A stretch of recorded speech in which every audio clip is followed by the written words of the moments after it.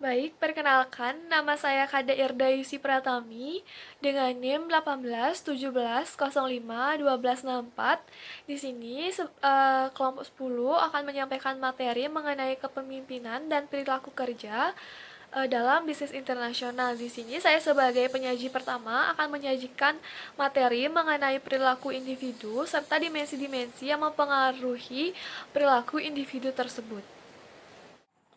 Perkenalkan, nama saya Ninyoman Monica Alfionita, NIM 18170512448. Di sini saya sebagai penyaji kedua akan membahas dua sub materi. Yang pertama yaitu model-model dalam pengambilan keputusan, yang kedua yaitu kelompok dan tim dalam bisnis internasional. Baik, di sini saya akan menjelaskan mengenai perilaku individu. Nah, perilaku dapat diartikan sebagai suatu respon organisme atau seseorang terhadap rangsangan dari luar subjek tersebut. Nah, perilaku diartikan sebagai suatu reaksi-reaksi organisme terhadap lingkungannya. Nah, perilaku individu pada dasarnya dipengaruhi oleh budaya setempat atau lingkungan tempat tinggal seseorang. Kemudian, berbagai budaya telah membentuk perilaku individu-individu dalam bergaul, bekerja, dan bersikap atau kepribadiannya yang berbeda dengan individu lainnya. Personality merupakan atribut psikologis mendasar yang membedakan seseorang dengan orang lain. Banyak psikolog yang mengatakan bahwa atribut kepribadian seseorang dipengaruhi oleh faktor keturunan dan lingkungan. Faktor lingkungan merupakan faktor yang berpengaruh terhadap kepribadian seseorang, misalnya lingkungan tempat tinggal atau wilayah di mana mereka dibesarkan. Dalam hal ini, manajer internasional haruslah mengetahui perbedaan antara lingkungan dan budaya suatu negara. Namun perlu diketahui bahwa perbedaan setiap individu tersebut juga ada dalam kelompok budaya manapun. Artinya, budaya menimbulkan tendensi perilaku tertentu pada perilaku individu dalam budaya maupun juga berbeda-beda secara signifikan.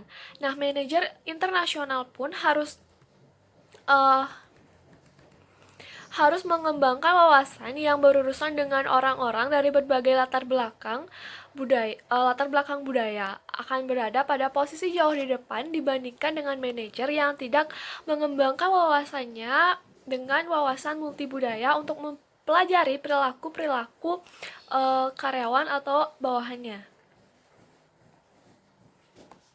Nah, di sini ada 5 dimensi yang mempengaruhi perilaku seorang individu. Yang pertama ada personality, kemudian attitude across culture atau sikap lintas budaya. Selanjutnya adalah perception and stress atau persepsi dan stres. Kemudian ada motivation atau motivasi.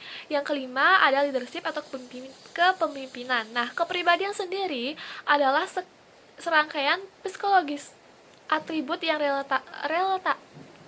relatif stabil yang membedakan satu orang dengan yang lainnya. Kemudian ada attitude across culture atau sikap lintas budaya. Di sini sikap yang kompleks dari keyakinan dan perasaan seseorang terhadap ide-ide tertentu, situasi ataupun orang lain. Nah, yang ketiga ada perception and stress atau persepsi dan stres. Di sini serangkaian proses untuk menafsirkan informasi tentang lingkungannya. Kemudian yang keempat ada motivation atau motivasi, yaitu himpunan keseluruhan dorongan yang menyebabkan orang untuk memilih perilaku tertentu. Yang terakhir ada yang disebut dengan kepemimpinan. Nah, di sini kepemimpinan sendiri merupakan penggunaan pengaruh untuk membentuk tujuan kelompok atau organisasi untuk memotivasi perilaku terhadap pencapaian cita-cita untuk membantu membentuk kelompok atau budaya organisasi. Baik, sekian. Terima kasih. Baik, yang pertama saya akan membahas model-model pengambilan keputusan. Pengambilan keputusan adalah proses memilih salah satu alternatif dari serangkaian alternatif untuk mempromosikan pembuat keputusan tujuan. Model keputusan normatif menerapkan logika dan rasionalitas dalam membuat keputusan yang terbaik. Deskriptif model proses pengambilan keputusan membatasi kemampuan seseorang manajer untuk selalu menjadi logis dan rasional. Tahap-tahap dalam model normatif. Yang pertama itu ada pengenalan masalah.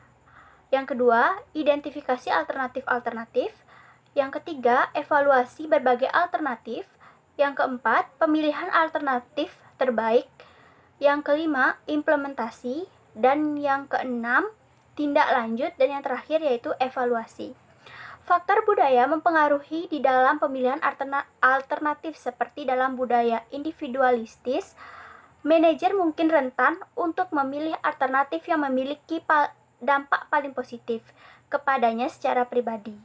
Dalam budaya kolektif, dampak dari alternatif grup total akan membawa dampak yang lebih berat.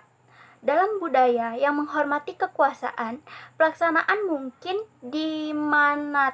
dimanatkan oleh seorang manajer di bagian atas organisasi dan diterima tanpa pertanyaan oleh orang lain. Baik, materi yang kedua yaitu kelompok dan tim dalam bisnis internasional, di mana kelompok merupakan kumpulan orang-orang yang bekerja sama untuk mencapai tujuan yang sama, sedangkan tim merupakan jenis tertentu dari kelompok yang bertanggung jawab untuk bekerja sendiri. Struktur peran tim yang efisien memiliki ciri-ciri. Yang pertama, norma memperkuat kinerja tinggi. Yang kedua, benar-benar adalah kepemimpinan yang kohesif. Yang ketiga, dukungan informal terhadap pencapaian tujuan perusahaan. Dan yang terakhir yaitu berpotensi mencapai efektivitas yang maksimum. Karakteristik tim yang mapan atau dewasa adalah sebagai berikut. Yang pertama yaitu mengembangkan struktur dan didefinisikan dengan baik, di mana setiap anggota memiliki peran bermain dalam tim, menerima bagian itu dan membuat kontribusi yang berharga.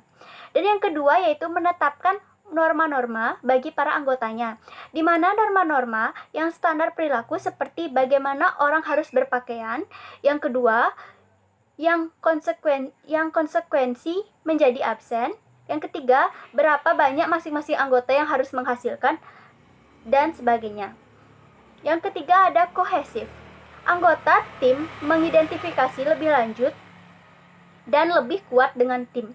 Dan setiap anggota menghormati nilai-nilai dan bekerja dengan baik terhadap tim mereka itu sendiri. Yang keempat ada mengidentifikasi pemimpin informal anggota mereka, di mana individu yang tim sesuai status khusus dan yang dapat memimpin dan mengarahkan tim tanpa kewenangan formal. Sekian presentasi dari saya. Bila ada salah kata, mohon dimaafkan. Baik, sekian presentasi dari kami. Kami ucapkan terima kasih atas perhatiannya.